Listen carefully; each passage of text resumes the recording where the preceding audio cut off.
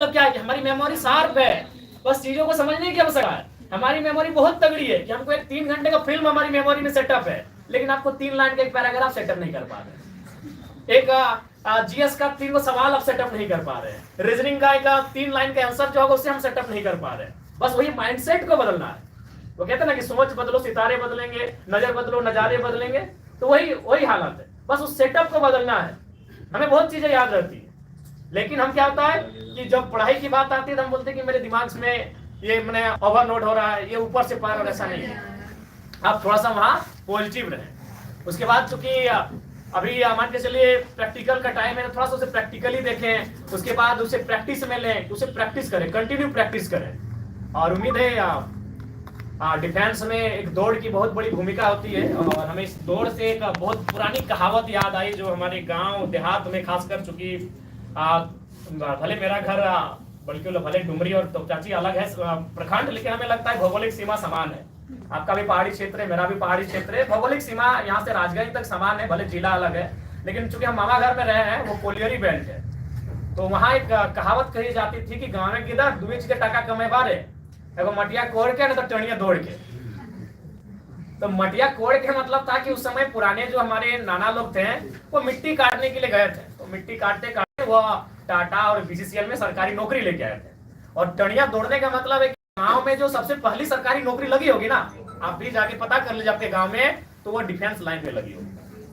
सबसे पहली सरकारी नौकरी आपके हवलदार, चपरासी, पुलिस। उसके बाद समय बदला, हमारे लोग टीचर बने, वकील बने, वीडियो बने, सीओ बने, हर चीज बने, लेकिन गांव में अमूमन जो पहली नौकरी लगती थी सरकारी वो दौड़ के लगती थी। इसीलिए कहावत थी कि मटिया कोड़ के, नहीं तो टणिया दौड़ के। तो हमें लगता है कि टणिया में दौड़ने के लिए आपको कहने की आवश्यकता नहीं है। आप अच्छे से खेल कूद से, ग्राउंड से नाता रखो, टणिया में दौड़ने वाला आपका जो रूटीन है वो फॉलो हो जाएगा।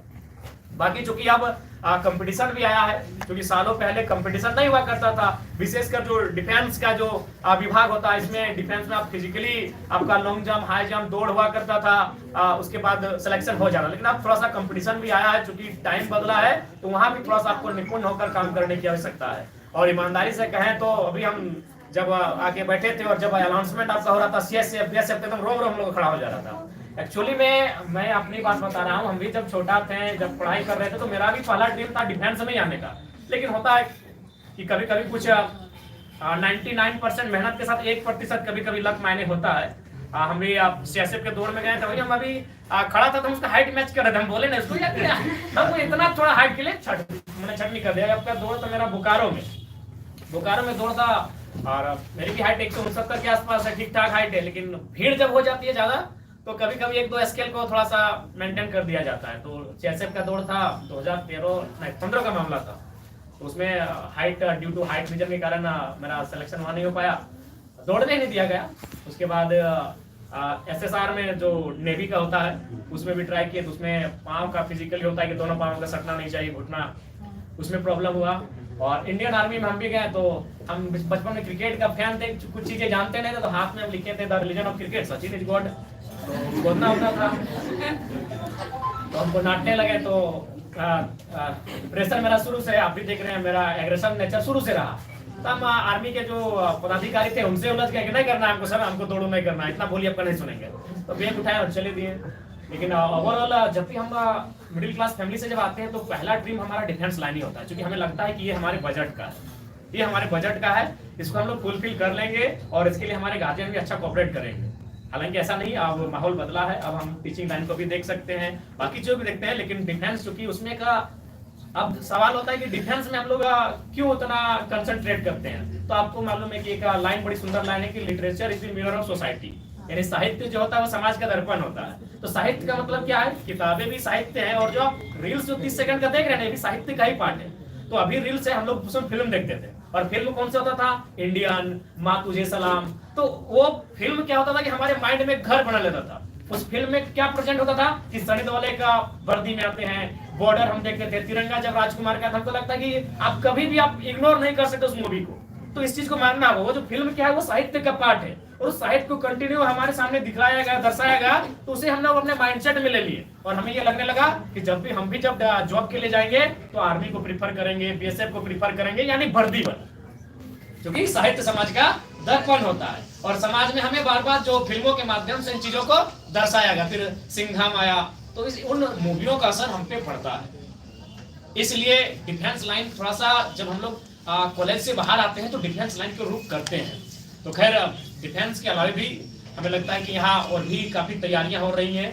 आप निसंदेह आप उन तैयारियों में मग्न होकर रहें और अपना एक लक्ष्य को निर्धारण करें, और लक्ष्य की प्राप्ति के लिए आपको आगे बढ़ने की आवश्यकता है, और नितांत आप आगे बढ़ते रहें, क्योंकि ये एक बेहतर समय है जहां आपको ऐसे प्रशिक्षक मिल रहे हैं, आपको गाइड करने वाले आपके तमाम लोग मिल रहे हैं।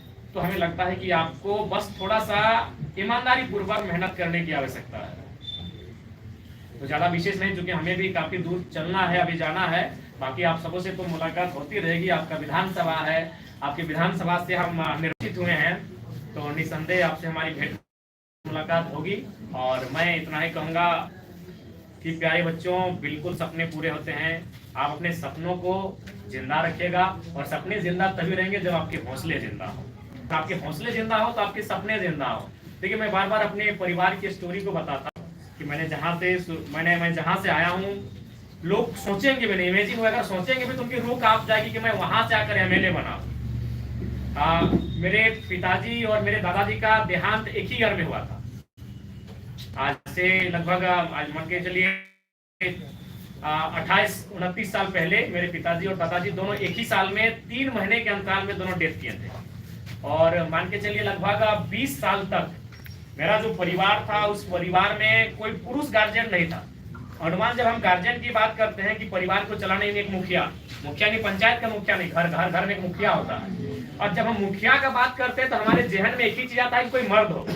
जब मुखिया का बात आता है तो हम उसे, और चूंकि पितृ प्रधान देश है, कि भाई कोई पुरुष होगा उस घर का मुखिया। लेकिन मेरे घर ने, मेरे परिवार ने 20 साल का, 1-2 नहीं, पूरे 20 साल का टाइम देखा है जहां कोई पुरुष नहीं, एक महिला मुखिया का रूप में थी। और अभी कौन महिला जिसके पति और ससुर का देहांत एक ही घर में हुआ है। 28 साल की उम्र में वो महिला विधवा हो चुकी है, और एक बच्चा उसकी कोख में था, उसने जन्म भी नहीं लिया था। उस महिला ने पूरे 20 साल मेरे परिवार का नेतृत्व किया। तो जब वो महिला, जिसका उसके सामने पूरी दुनिया उजड़ रही थी, उसने मुझे पढ़ा कर एक एमएलए के रूप में ला के खड़ा किया है, तो हमें लगता है कि आपका परिवार, आपके माता पिता हमसे तो बेहतर होंगे।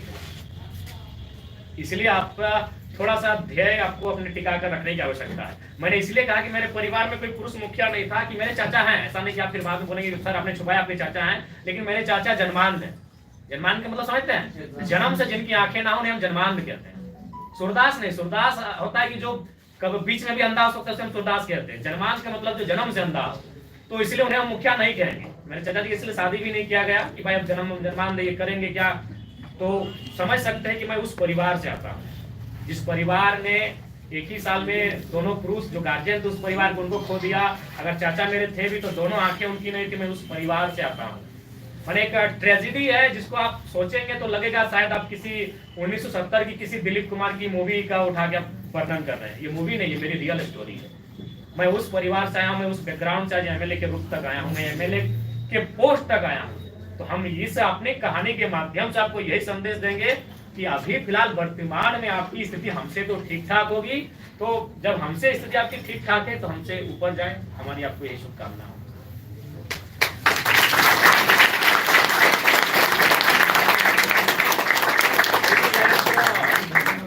बाकी अंत में यही कहेंगे, आप जिस उम्र के पड़ाव में हो, यहाँ कभी कभी अनुशासन और संयम की भी आवश्यकता होती है।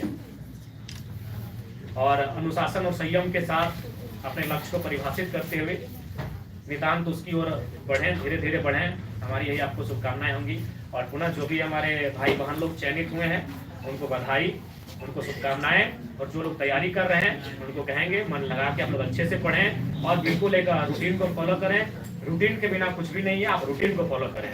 और यही कहेंगे कि थोड़ा सा आज जिस प्रकार से दुनिया हमारे आसपास का माहौल बन रहा है, थोड़ा सा माहौल से बचिए, नकारात्मक विषयों की ओर ध्यान थोड़ा कम रखिए।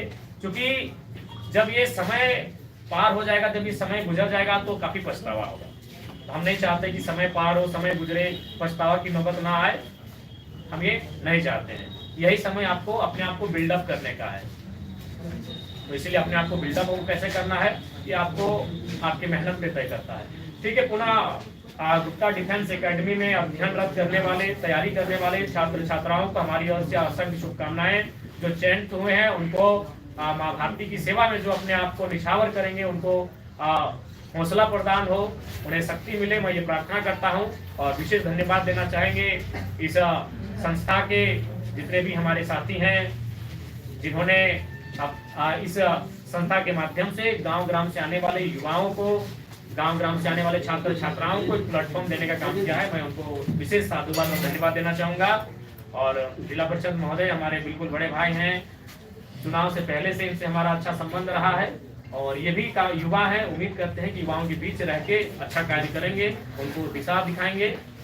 पुनः आप सबों को हमारी ओर से शुभकामनाएं। एकदम लगे मन लगा के। दुनिया में जितने लोग हैं उतना काम भी है, आपके लिए कोई ना कोई काम बना है।